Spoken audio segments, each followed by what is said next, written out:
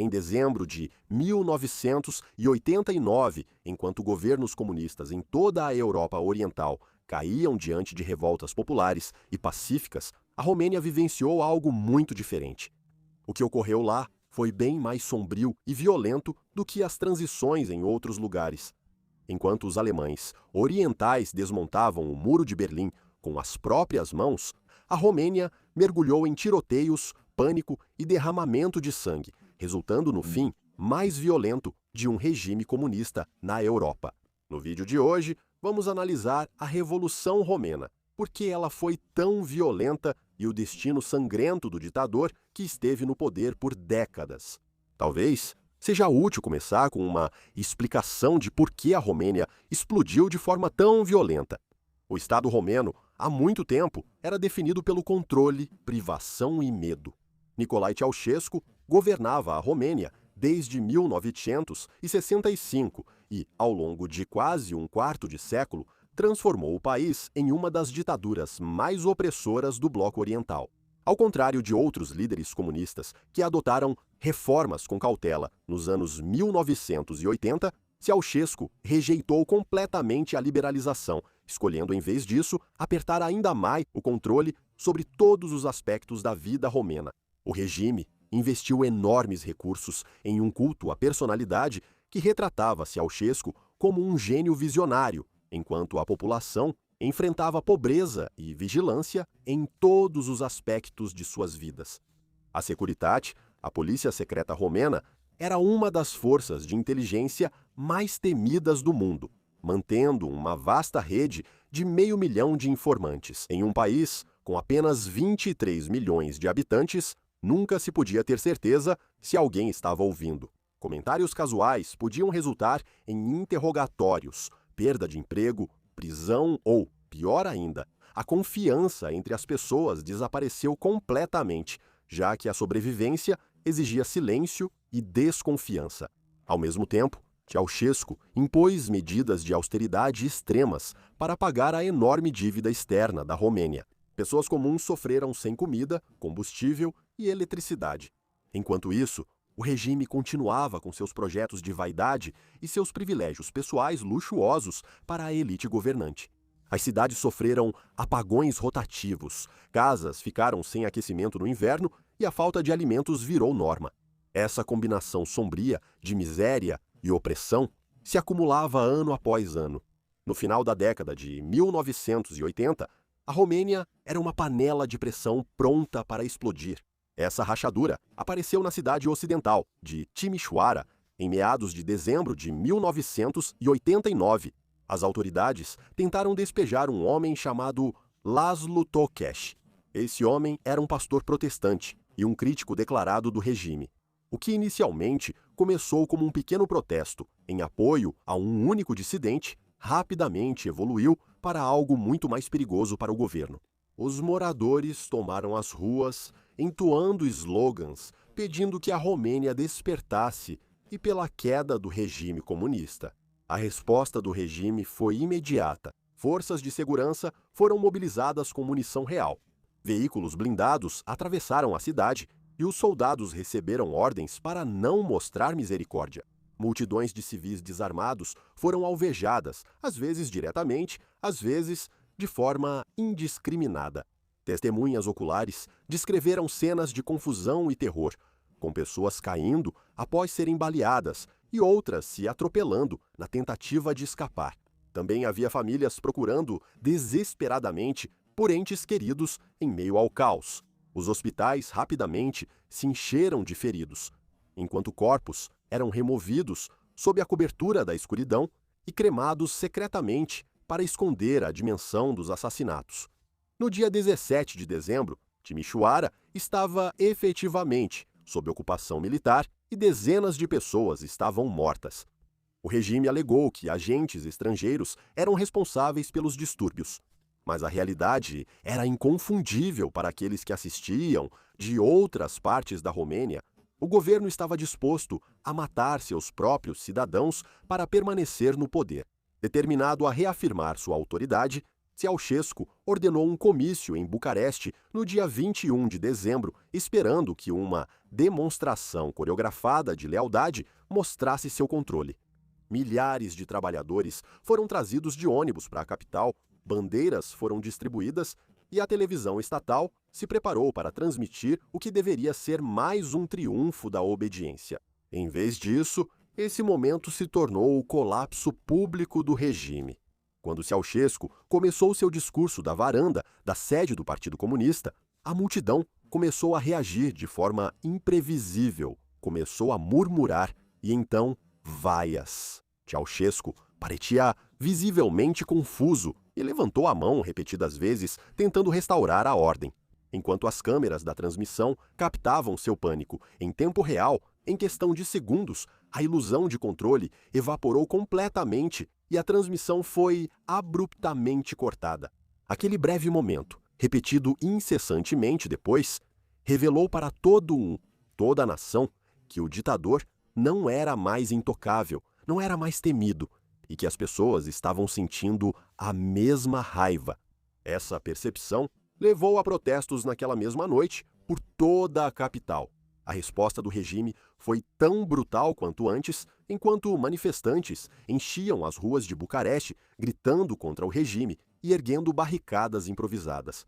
As forças de segurança avançaram com força esmagadora. Soldados e policiais de choque novamente abriram fogo contra multidões de manifestantes desarmados. Veículos blindados destruíram as barricadas e avançaram sobre a multidão. Pessoas foram baleadas por toda a capital, incluindo estudantes, trabalhadores e transeuntes que nem sequer faziam parte dos protestos.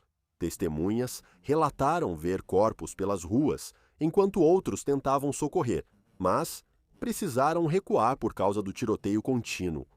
Ambulâncias foram barradas, hospitais sobrecarregados e famílias passaram a noite buscando parentes que não voltaram para casa.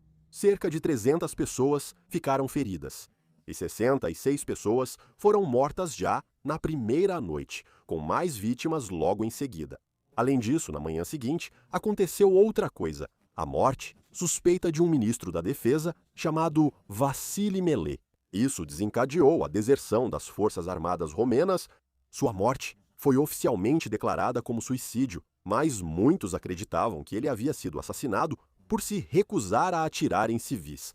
À medida que a notícia se espalhou de que os militares não apoiariam mais Ceausescu, os manifestantes avançaram, invadindo prédios do governo e sobrepujando o que restava das forças de segurança.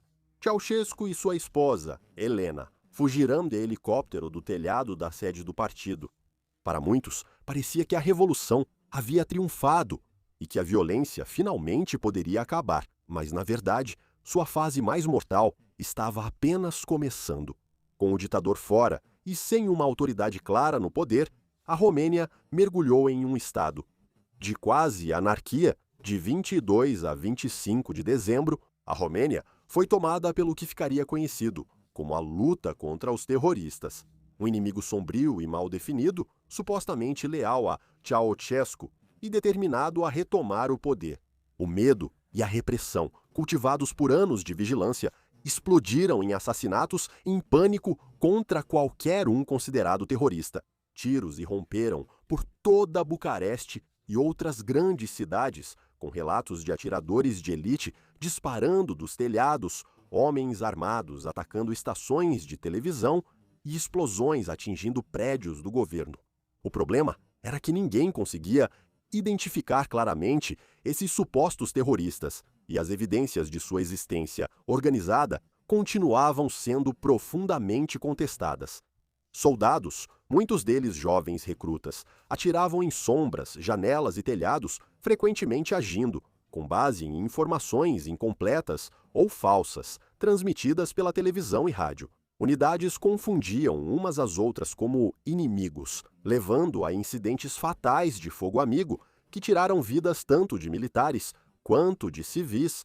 Prédios residenciais foram crivados de balas, hospitais foram atingidos por tiros perdidos e moradores apavorados se aglomeravam dentro de casa enquanto os sons de armas automáticas ecoavam durante a noite. A esmagadora maioria das vítimas durante a Revolução ocorreu nesse período, depois que Ceausescu já havia sido deposto, tornando o derramamento de sangue ainda mais trágico e sem sentido, até hoje. Há muito debate sobre se a ameaça terrorista era real, exagerada ou deliberadamente fabricada para justificar a consolidação do poder pela nova liderança. O que é certo é que centenas de pessoas morreram em um clima de medo onde ninguém realmente entendia quem estava atirando ou por quê. Enquanto a Romênia lutava no caos, Nicolae e Helena Ceausescu foram capturados. Após abandonarem seu helicóptero, eles foram detidos em uma base militar próxima para aguardarem seu destino. Os guardas descreveram cenas tensas em que o casal permaneceu desafiador, recusando-se a reconhecer a legitimidade da revolução e insistindo que ainda eram os líderes legítimos da Romênia. Em poucos dias, foi tomada a decisão de levar o ex-ditador a julgamento, não em um tribunal civil ou por meio de qualquer processo legal estabelecido, mas em um tribunal militar improvisado. No dia de Natal, a atmosfera estava tensa e instável, e a nova liderança revolucionária temia que qualquer atraso pudesse permitir que a situação saísse ainda mais do controle. O julgamento de Nicolae e Helena durou menos de 1 hora, realizado em uma pequena sala fria, com soldados de guarda e câmeras gravando. As acusações incluíam genocídio, corrupção e destruição da economia nacional, crimes que previam a pena de morte, segundo a lei romena. Na época, não houve defesa significativa, nenhuma oportunidade de apresentar provas ou chamar testemunhas, nenhuma tentativa séria de estabelecer o devido processo legal. Ceausescu interrompeu repetidamente o processo, denunciou o tribunal como ilegal, enquanto Helena lançava insultos contra aqueles que a julgavam.